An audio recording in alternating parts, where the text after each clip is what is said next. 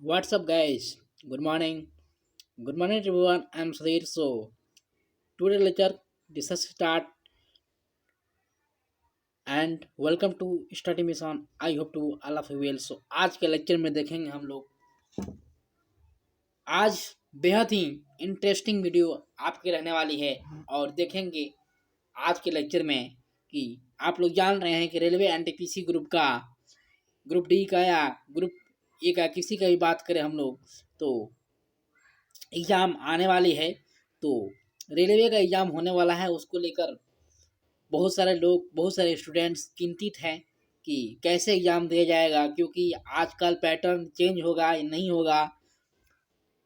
तो और आप लोग जान रहे हैं कि रेलवे प्राइवेटेशन होने वाली है, तो उसको लेकर काफ़ी ये हो रहा है कि पेपर उसके लेकर कैसे आएगा, पेपर प्राइवेटेशन के रूप में कैसे रहेगा, क्या रहेगा। तो हम लोग आज उसके रिलेटेड कुछ क्वेश्चन लेकर आए हैं, उसको डिस्कस करेंगे। और फोकस करिए आप लोग इस लेक्चर पे, इस लेक्चर को देखते रहिए, आपको कोई भी डाउट नहीं होगा। और मैं एक भरोसा दिलाता हूँ कि आपको जो भी क्वेश्चन आएगा इस लेक्चर से ज़रूर फंसेगा। तो आप देखते रहिए इस लेक्चर को और आगे बढ़ते रहिए। इसी मोटिवेशन के साथ शुरू करते हैं अपने लेक्चर को और देखते हैं। देखिए, भरोसा करना भगवान पर सही नहीं है, भरोसा अपने आप पर कीजिए, तकदीर खुद बदल बदल जाएगी। तो ये कहा गया है कहीं ना कहीं। तो भरोसा भगवान पर है तो जो लिखा है तकदीर में वही पाओगे। भरोसा अगर खुद पर है तो भगवान वही लिखेगा जो आप चाहोगे, तो भगवान वही लिखेगा जो आप चाहोगे। तो आप भरोसा खुद पर रखिए, भगवान पर भरोसा रखने की कोई आवश्यकता नहीं है। और भगवान पर भरोसा रख सकते हैं सिर्फ आप अपने मन की शांति के लिए, अपने रिजल्ट के लिए नहीं। तो आप भरोसा रखिए अपने रिजल्ट के लिए, तो खुद पर विश्वास रखिए और आगे बढ़िए। आइए लेक्चर में बढ़ते हैं। और मैं जैसा कि मैंने बताया कि रेलवे एनटीपीसी का क्वेश्चन हम लोग डिस्कस करेंगे यहाँ पे, और बेहद ही बेहतरीन क्वेश्चंस और बेहद ही इम्पोर्टेंट क्वेश्चंस बोल सकते हैं हमारे रेलवे के लिए। रेलवे मोस्ट इम्पोर्टेंट क्वेश्चंस यहाँ पे हैं, आपको यहाँ पे मिलेगा। और आइए देखते हैं लेक्चर में। रेलवे मोस्ट इम्पोर्टेंट क्वेश्चंस हैं ये, आपको ध्यान देना है। तो आइए, बाय एएसओ ई बुक के द्वारा ये प्रोवाइड किया गया है इंस्टीट्यूट के द्वारा। आइए क्वेश्चन नंबर फर्स्ट की तरफ बढ़ते हैं। What is the total number of bones in the human school? तभी ह्यूमन स्कल में कितने बोन्स होते हैं, कितने हड्डियां पाई जाती हैं आपके मानव शरीर में? तो 22 बोन्स। जी हाँ, 22 बोन्स होते हैं जो आपके ह्यूमन स्कल में पाया जाता है। क्वेश्चन नंबर ये सेकेंड है, lemon is sour due to. Lemon sour क्यों बन जाता है? तो साइट्रिक एसिड के कारण। साइट्रिक एसिड आप लोगों ने पढ़ा होगा। तो साइट्रिक एसिड जो होता है ये आपके लेमन में पाया जाता है, और लेमन इसीलिए कड़वा लगता है। तो ये साइट्रिक एसिड के कारण ये श्योर बन जाता है। How many cells are found in human hearts? तो ह्यूमन के हार्ट्स में, यानी कि आपके मानव के आपके हार्ट में, दिल में कितने सेल्स पाए जाते हैं? तो चार सेल्स पाए जाते हैं। How many cells are found in human heart? 4 cells. What is the normal body temperature? अभी की नॉर्मल बॉडी टेम्परेचर आपकी क्या होती है? तो नॉर्मल बॉडी टेम्परेचर आपकी 98.4 फ़ारेनहाइट में होती है। ठीक है, 98.4 फ़ारेनहाइट में आपका जो बॉडी टेम्परेचर होता है यह आपका होता है। कहीं भी से भी क्वेश्चन आपसे पूछा जा सकता है, तो इसलिए ध्यान से सुनिए और लेक्चर को बार बार देखिए, तो आपको डाउट क्लियर हो सके। आइए, आप नोट भी कर सकते हैं, नोट करना बेहद ज़रूरी है। आप नोट करेंगे तो आपको कहीं से ना कहीं से नोट की ज़रूरत कहीं से नहीं पड़ेगी, आप उसको नोट कर सकते हैं। और मैं इसका पीडीएफ भी आपको प्रोवाइड करा दूंगा टेलीग्राम पर जुड़ जाइए, सारा लिंक आपको डिस्क्रिप्शन बॉक्स में दिया गया है। So press the bell icon for notification also. आइए चलते हैं। The metal ion present in vitamin B12 is by ASO institute के द्वारा ये प्रोवाइड किया गया है। तो ये इसका कोबाल्ट में है, कोबाल्ट में। इसका आंसर क्या होगा? कोबाल्ट। ये मेटल की बात कर रहा है कि मेटल आयन जो होता है ये प्रेजेंट होता है विटामिन B12 में। तो ये कौन सा होता है? तो कोबाल्ट मेटल होता है। What is the number of chromosomes in a normal human body cells? तो नॉर्मल ह्यूमन बॉडी सेल्स में क्रोमोसोम्स की संख्या कितनी पाई जाती है? तो 46। जैसा कि आप लोगों ने जाना होगा, समझा होगा, ये क्लास 10th के साइंस में है कि सेक्स जो होता है, ये सेक्स क्रोमोसोम्स जो होते हैं, ये आपने पढ़ा होगा कि एक्स एक्स और वाई वाई जो होते हैं, आप लोगों ने पढ़ा है। तो उसी क्रोमोसोम्स की बात हो रही है। तो वो क्रोमोसोम्स आपको 46 आपको रहते हैं। एक नॉर्मल बॉडी में, हमारे ह्यूमन के बॉडी में सेल्स में जो भी होते हैं 46 होते हैं, ठीक है। तो ये आपको ध्यान देना है। ये देखिए, फिर जनरल साइंस से क्वेश्चन कुछ लिया गया है टॉपिक वाइज। आइए देखते हैं। आरआरबी एनटीपीसी ग्रुप डी के लिए ये बेहद ही जरूरी है, डीआरडीओ के लिए भी जरूरी है, इंग्लिश से भी है इसमें। तो इंग्लिश के थ्रू आपको मिलेगा यहाँ पे साइंस का, जनरल साइंस का क्वेश्चन। तो ये लेटेस्ट 20 ईयर्स क्वेश्चन हैं जो कि पूछा गया है रेलवे में। रेलवे के एग्जाम में 20 वर्ष का जो क्वेश्चन है ये सब पूछा गया है। तो ये सब वेरी इंपॉर्टेंट क्वेश्चन है क्योंकि ये रिपीट होते रहते हैं बार बार। आइए देखते हैं।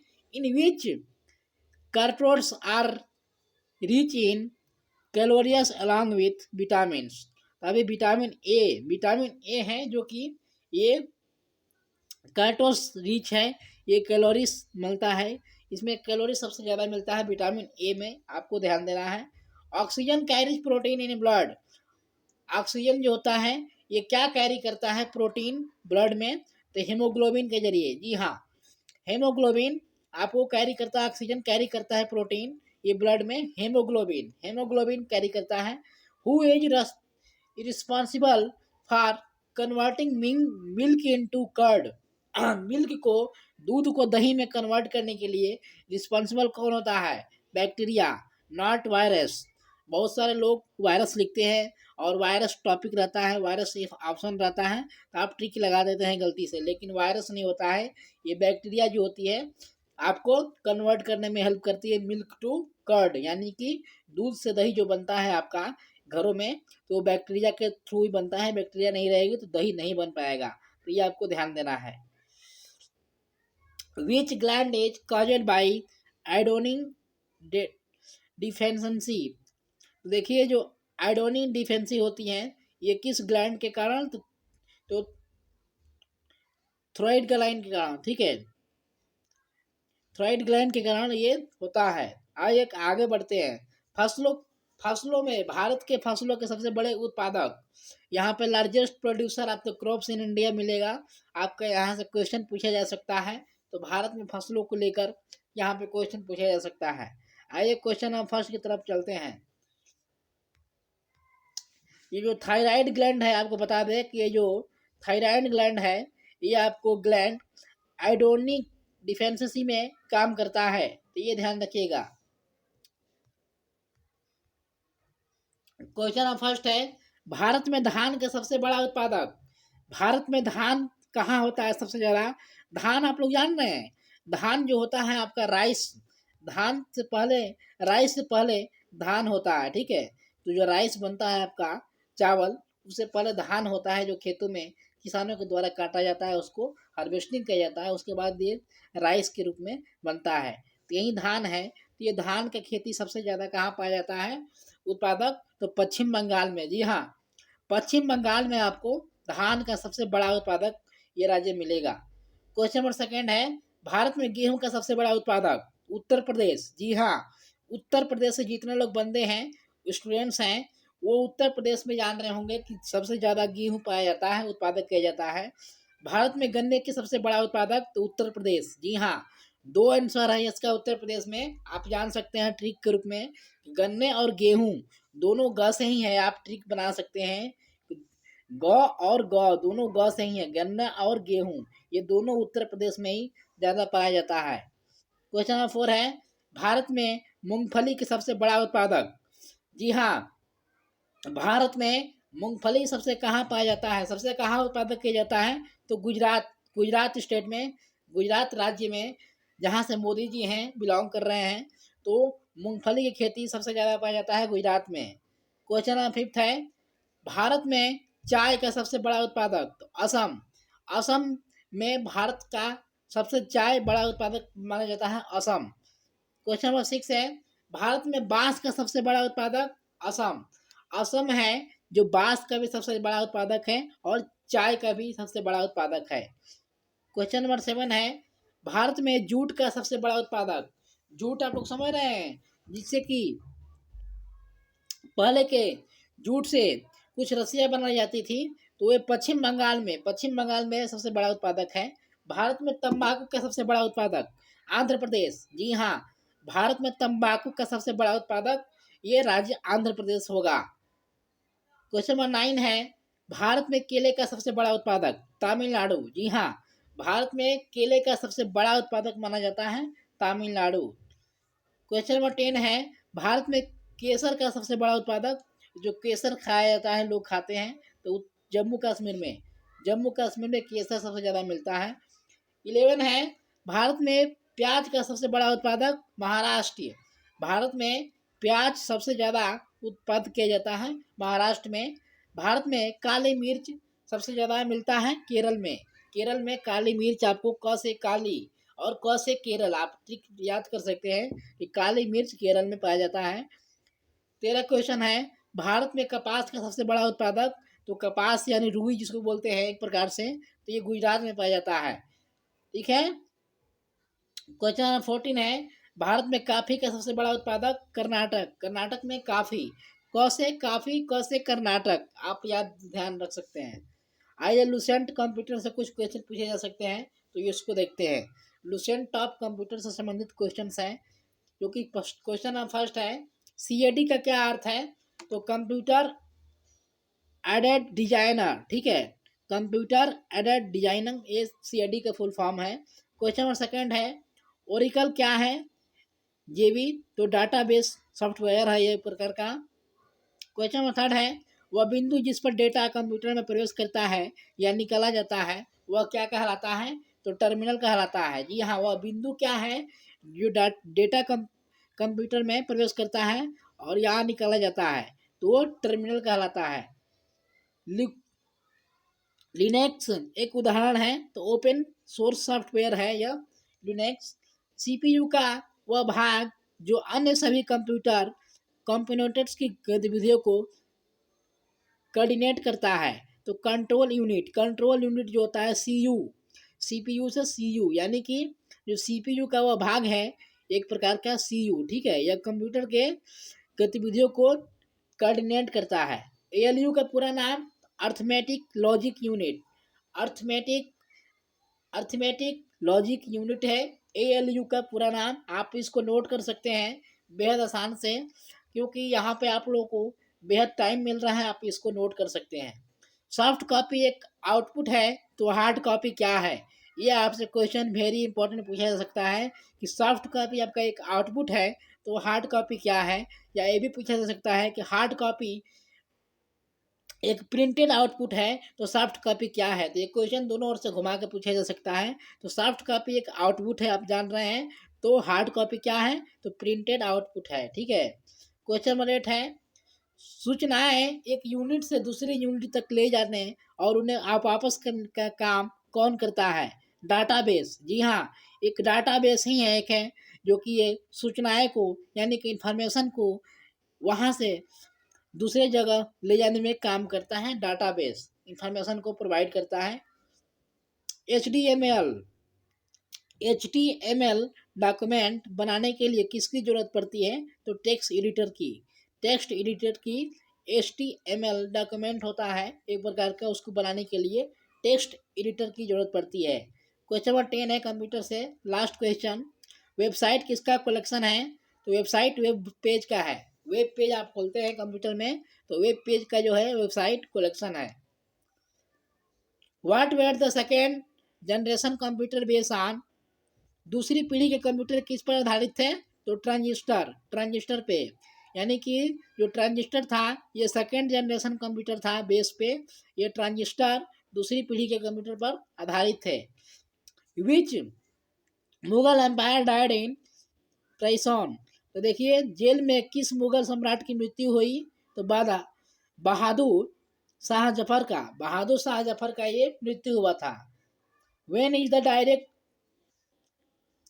केक्शन day of the Muslim League, तो देखिए मुस्लिम लीग का सीधा प्रशासन किस दिवस कब मनाया गया है? तो 16 अगस्त 1947, 16 अगस्त 1947 को।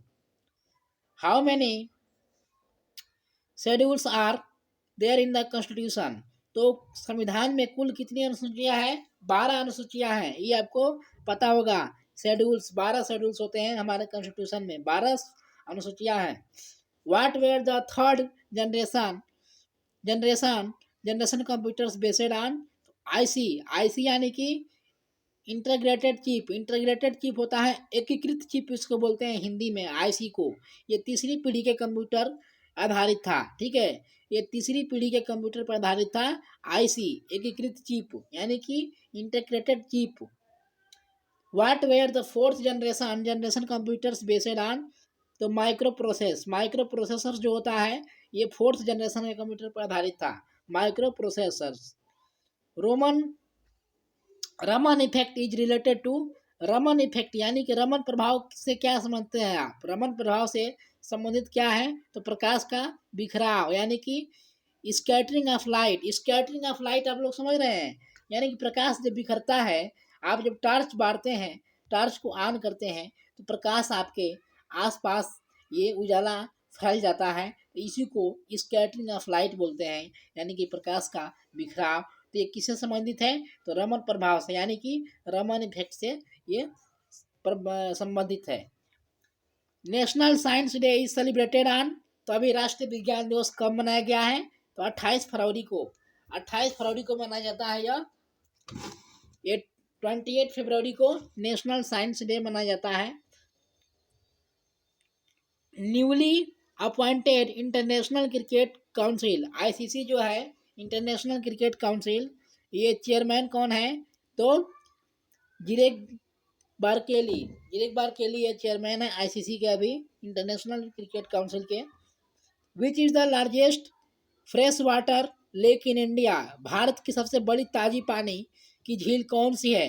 भारत की सबसे बड़ी ताजी पानी की झील, तो ये उल्लर झील है। उल्लर झील जिसको उल्लर लेक बोलते हैं, ये कश्मीर में, जम्मू कश्मीर में आपको देखने को मिलेगा। उल्लर झील है जो कि जम्मू कश्मीर में है, उल्लर लेक इसको बोलते हैं। Which are the following acids is used in a car battery? जो कार के बैटरी में उपयोग किया जाता है अम्ल, वह कौन सा अम्ल होता है? तो ये सल्फ्यूरिक एसिड होता है, sulphuric acid.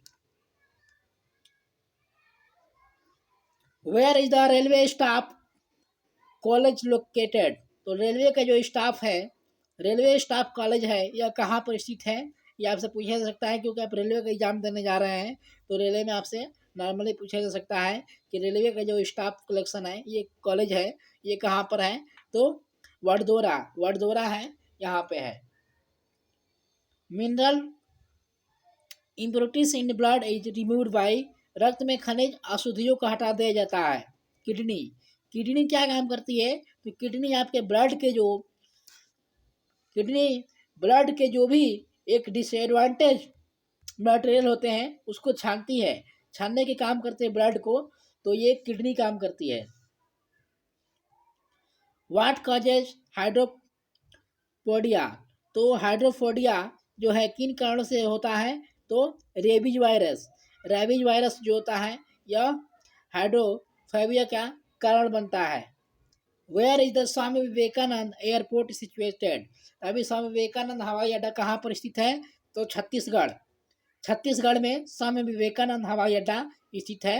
Where is the Swami Vivekananda airport situated? Chhattisgarh. Which of the following is a volatile memory of a computer? निम्न में कौन सा कंप्यूटर की स्थिर स्मृति है? तो रैम, रैम जिसको बोलते हैं RAM, रैंडम एक्सेस मेमोरी जो होता है। The headquarters of the international red cross is situated in which city? वह इंटरनेशनल रेड क्रॉस का मुख्यालय किस शहर में मनोस्थित है? तो जिनेवा, जिनेवा में। Gandhi Irwin pact happened in which year? Gandhi Irwin समझौता किस वर्ष में हुआ? 1931 में, 1931 में यह हुआ था, गांधी इरविन पैक्ट।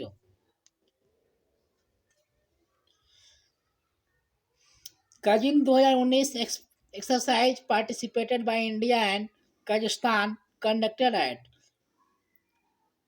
जो आयोजित हुआ था काजिम 2019 का अभ्यास मंत्र, ये भारत और कजाकिस्तान के बीच में भाग लिया गया था। तो ये उत्तराखंड पिथौरागढ़ में ये किया गया था एक्सरसाइज, जो कि कजाकिस्तान और इंडिया के द्वारा किया गया था 2019 में। ये आपसे क्वेश्चन पूछा जा सकता है। When is international women day celebrated, अंतर्राष्ट्रीय महिला दिवस कब मनाया जाता है? तो 8 मार्च को मनाया जाता है अंतर्राष्ट्रीय महिला दिवस। How many elements are present in Mendeleev periodic table, जो मैंडली पीरियोडिक टेबल है इसके बारे में आप लोगों को क्लास 10th में मिलेगा पढ़ने को।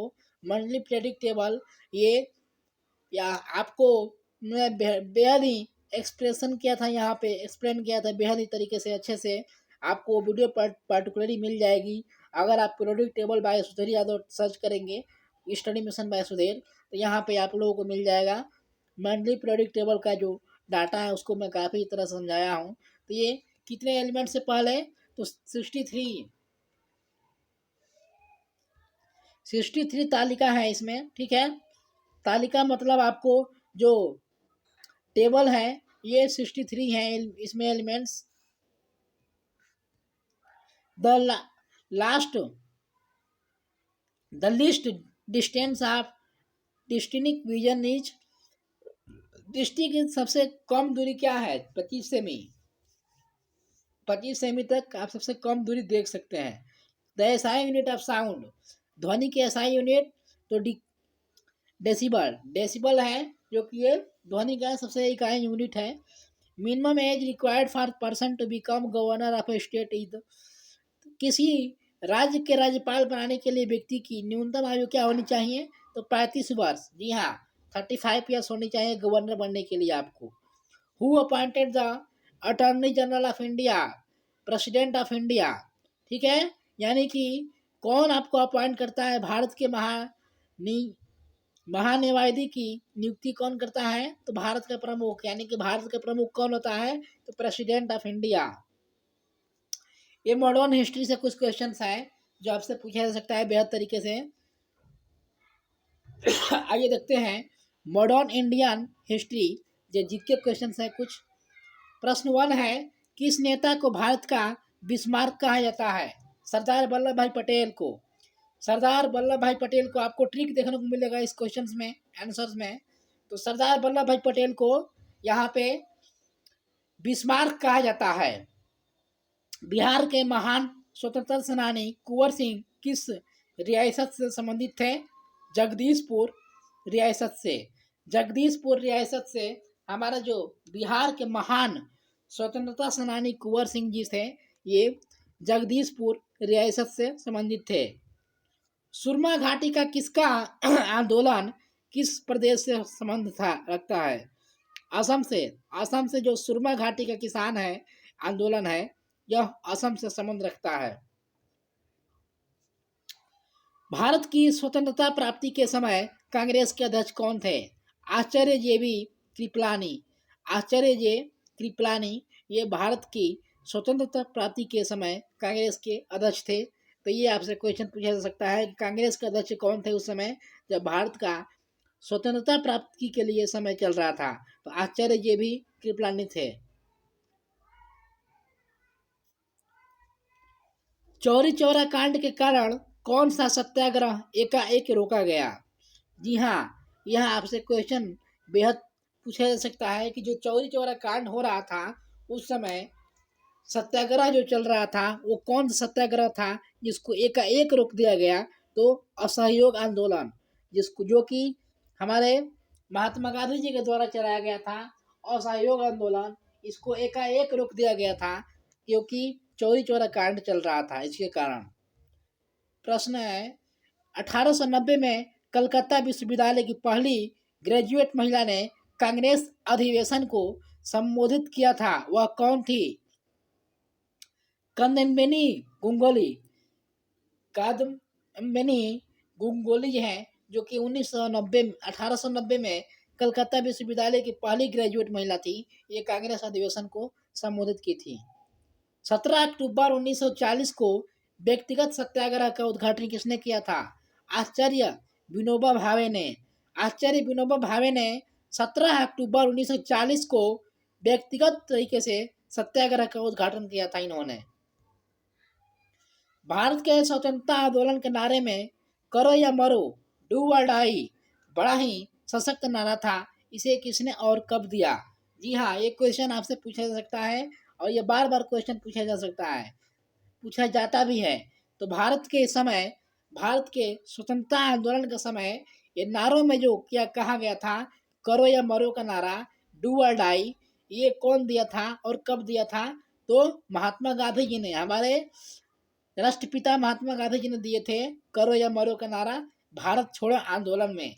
जी हाँ, भारत छोड़ो आंदोलन में दिया गया था ये।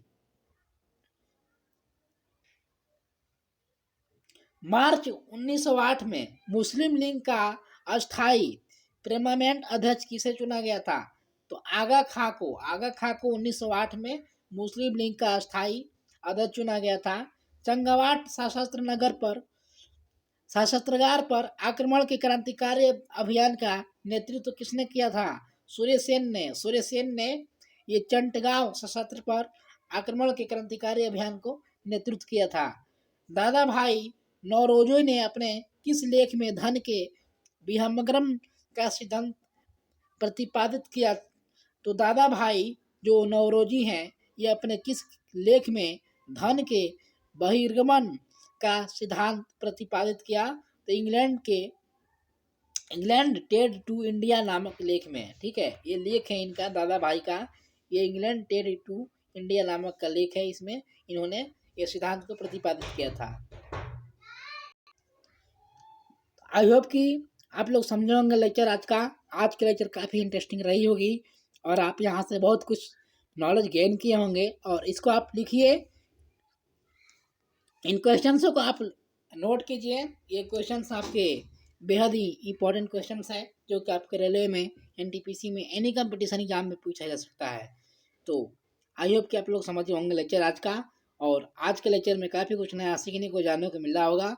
और आप इसको नोट करिए और इसको रिवीजन करिए। Revision is the most important for your exam. तो thank you for listening and press the bell icon for daily notification. Subscribe करिए चैनल को, लाइक करिए, शेयर करिए और शेयर ठोकिए, शेयर करते रहे वीडियो को ताकि आगे बढ़ सके हम लोग और हमारी फैमिली को बढ़ाने में मदद करिए। आइए चलते हैं लेक्चर में आगे, और आगे हम लोग लेक्चर देखेंगे क्या कुछ नया सीखेंगे आगे के लेक्चर में, और उसमें भी ज्वाइन करिए आप लोग। तो थैंक यू फॉर लिसनिंग। जय हिंद टू